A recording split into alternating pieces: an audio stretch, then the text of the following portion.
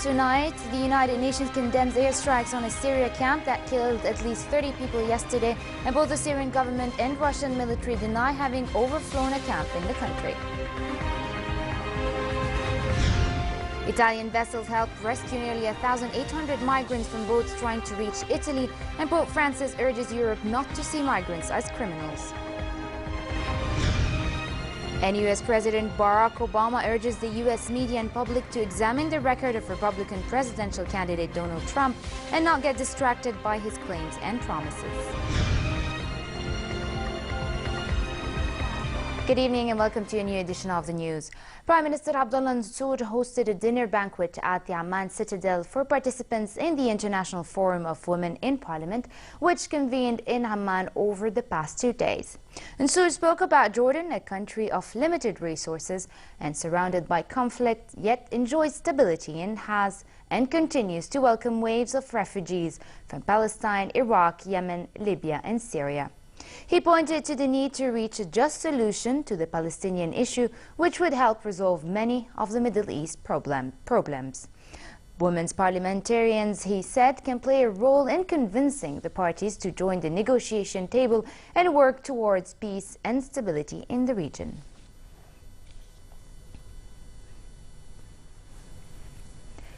Hamas deputy leader Ismail Haniyeh said Egypt and other parties are working behind the scene to defuse a flare-up in violence with Israel, the worst since 2014. He said Hamas is not calling for war with Israel, but will not allow incursions. Speaking at a mosque before Friday prayers, Haniyeh said mediators from Egypt, Qatar, Turkey and the United Nations have been working to restore calm along Gaza's border, and that in the meantime Israeli forces have pulled back. Israel's military said it would not comment on its maneuvers, but a spokeswoman said no Palestinian mortars have been fired since this morning after 2 days of more frequent barrage. Gaza hospital officials said a 54-year-old woman was killed and a man wounded by a fragment of an Israeli tank shell fired during the violence. With the cessation of hostility in the Syrian city of Aleppo nearing the end of its 48 hours time frame, the United States says it is committed to keeping the deal in place as long as possible. U.S. State Department spokesman John Kirby said the U.S. and Russia are in direct communication about the situation to make sure the ceasefire is holding and that no violations occur. Kirby also said the U.S. is still processing information about an airstrike yesterday against a camp for displaced people in Syria and is still unable to say who was responsible for the attack. The United Nations condemned yesterday's airstrike on the Syria camp near the Turkish border that killed at least 30 people. The Office of the UN High Commissioner for Human Rights said initial investigations suggest the attack was deliberate and, if so, would be considered a war crime. Reports from the ground suggest, initially at least, that it was the Syrian government air force. However, it's not the only air force flying in this part of Syria, so one has to be a little bit careful. I think it would take further investigation. He also said the OHCHR was alarmed about the situation in Syria's Hama Central Prison, where detainees had taken control of a section of the prison and were holding some guards hostage. The prisoners kind of rioted, they took some hostages. They're now surrounded by Syrian armed forces. The electricity and water is being cut off, and the reports we're getting directly from people very close to the prison are really alarming. It's like there might be an all-out assault on the prison, and there are hundreds of lives possibly at stake here. So we really urge the Syrian authorities to not resort to all-out force and to find other ways of resolving the situation. The Syrian military denied it had conducted airstrikes on camps near the Turkish border yesterday. The camp is in Sarmada, which lies about 30 kilometers west of Aleppo. The Russian military also said no Russian aircraft or drone had overflown a Syrian refugee camp. Russian military official Igor Konoshenkov said, judging from the destruction, Nusra Front could have deliberately or accidentally fired on the camp.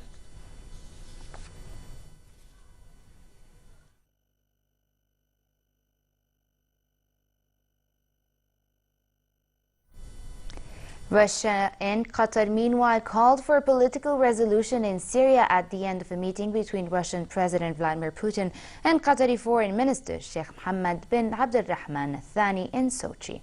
In a statement, Russian Foreign Minister Sergei Lavrov said the two sides were in agreement on the need for a political settlement that preserves the territorial integrity and unity of Syria. Sheikh Mohammed said his visit to Russia aimed to discuss ways to salvage the political process in Syria and stressed the importance of maintaining Syria's unity. He said the suffering of Syrian people must come to an end. He said he carried a message from the Emir of Qatar to Putin on the situation in Syria, namely the recent escalation in Aleppo. الشعب السوري يعاني من هذه الأزمة منذ 5 سنوات. And in the latest round of daily strikes against Daesh, the United States and allied forces conducted 24 strikes against the terrorist group in Iraq and Syria yesterday. According to the coalition leading the operations in Iraq, 22 strikes near 12 cities hit multiple targets, including 9 units of terrorist fighters, as well as weapons caches, vehicles, and other targets. A statement said 4 of the strikes hit near Mosul, where the coalition is working with Iraqi forces to retake the key city from Daesh control. 2 strikes near Al-Shaddadi and Manbij in Syria hit 1 Daesh unit and a vehicle.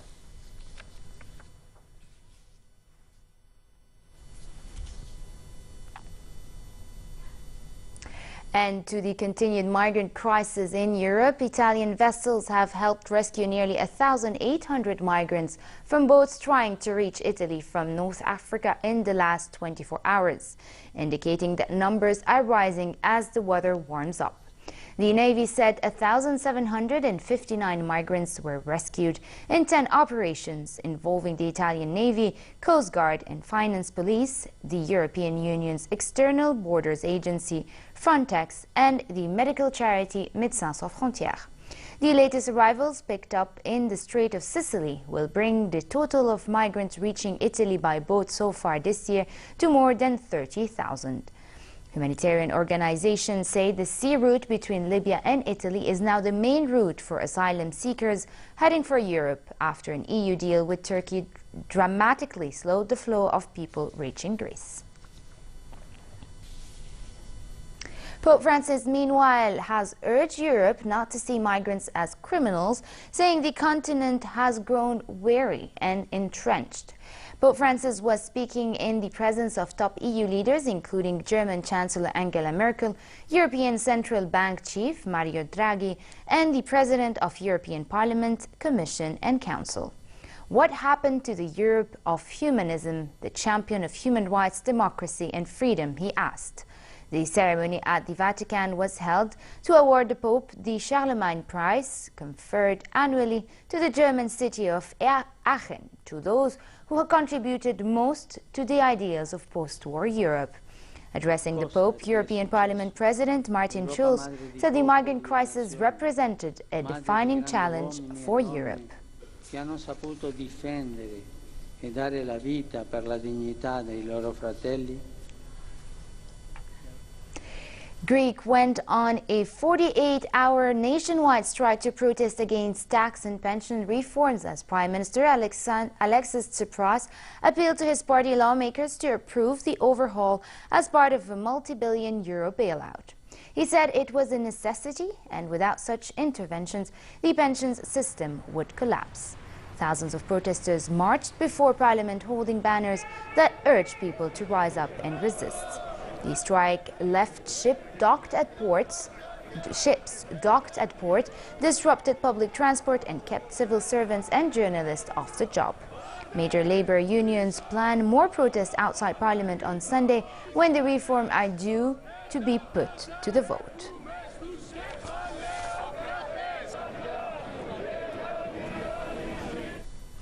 U.S. President Barack Obama delivered an indirect swipe against the flamboyant flamboyant presidential candidate Donald Trump, urging the U.S. media and American public to examine Trump's and other candidates' record and not get distracted by claims and promises. He said Trump has a long record in public life, and that should be closely examined and should the statement and policy positions of all the candidates. This is not entertainment, he said. Trump has received criticism and angered allies with his comments on rethinking NATO and suggesting Japan and South Korea should consider getting nuclear weapons to defend themselves. He is perceived as pursuing isolationist policies and odds with the current U.S. role in the world. Obama said he would be looking to see the American people are adequately informed about where candidates stand on issues, what they believe, and whether their budget numbers add up. It means that if they say, I just want to emphasize the degree to which we are in serious times, and this is a really serious job. This is not entertainment. This is not a reality show. This is a contest for the presidency of the United States. And what that means is that every candidate, every nominee needs to be subject to exacting standards and genuine scrutiny. It means that you got to make sure that their budgets add up. It means that if they say they've got an answer to a problem, that it is actually plausible and that they have details for how it would work. Canada's government sent trucks and helicopters to safety, remove thousands of evacuees stranded north of a wildfire that ravaged nearly 250,000 acres around the Canadian oil town of Fort McMurray in Alberta. The out-of-control wildfire has consumed entire neighborhoods, forcing thousands to evacuate and threatened 2 oil sands sites. While the main fire has turned southeast, parts of Fort McMurray were still burning until late yesterday. Canada Public Safety Minister said if more resources are needed to fight the wildfire, they will ask for help from the United States. Here's more. Residents in Fort McMurray in Alberta, Canada, board buses armed with their valuables. The entire population of 88,000 people has been forced to evacuate as massive wildfires burn down entire neighborhoods. Prime Minister Justin Trudeau said help is on the way. The RCAF is ready to provide support to the province of Alberta in the provision of air assets to assist with evacuation efforts, deliver essential aid to affected regions, and transport firefighting personnel and equipment to these regions. The fire started on Sunday and grew from about 18,000 acres on Wednesday to more than 200,000 acres, which is about 10 times the size of Manhattan, on Thursday. More than 1,600 structures, including hundreds of homes, have been destroyed. The fire's proximity to Canada's oil production facilities just north of the fire sent oil prices soaring on Thursday before leveling off as a rebounding dollar and a huge U.S. stockpile cut into gains. So far, no casualties have been reported from the fire, but there was a fatal car crash along the evacuation route. Residents of the Peñón de los Baños neighborhood of Puebla in Mexico followed an 80-year-old tradition to reenacting the victory of the Mexican army over the French, which took place over 150 years ago. The popular representation of the Battle of Puebla has been kept alive each year on the day popularly known as Cinco de Mayo. The reenactors play French soldiers and Mexican citizens, simulating the fire of cannons and the clashes which took place. For locals, the reenactment has become a strong tradition, and despite some of the dramatic scenes, they take part in the celebrations as a family affair. Cinco de Mayo marks the Battle of Puebla that took place in 1862 when Mexican forces overcame Napoleon Bonaparte's encroaching French army. Today, it stands as a symbol of Mexican unity and patriotism.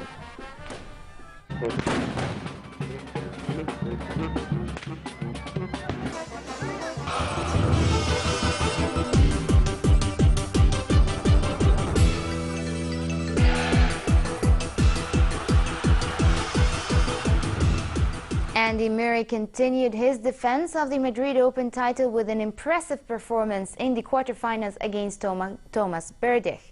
The Scot had to perform at a high level through to get past Berdych, who pushed him all the way, eventually succumbing to a 6-3, 6-2 loss. Murray will face either Rafael Nadal or João Sousa in the semi-final.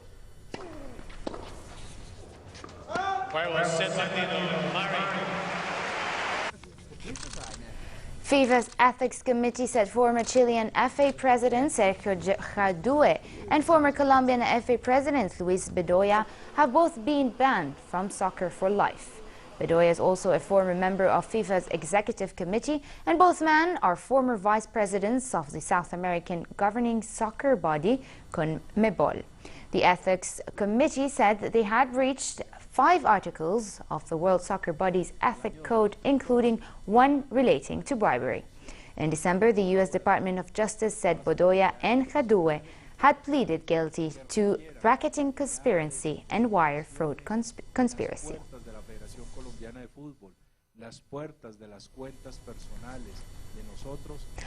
And finally, continues to be cool and skies partly cloudy for the rest of tonight with westerly moderate winds. Tomorrow it will be fair in most parts of the kingdom with westerly to northwesterly fresh winds, raising dust in the Badia region. In the Gulf of Aqaba, normal summer conditions prevail tomorrow with northerly moderate to fresh winds and slightly high seas. Next are the lows and highs for tonight and tomorrow.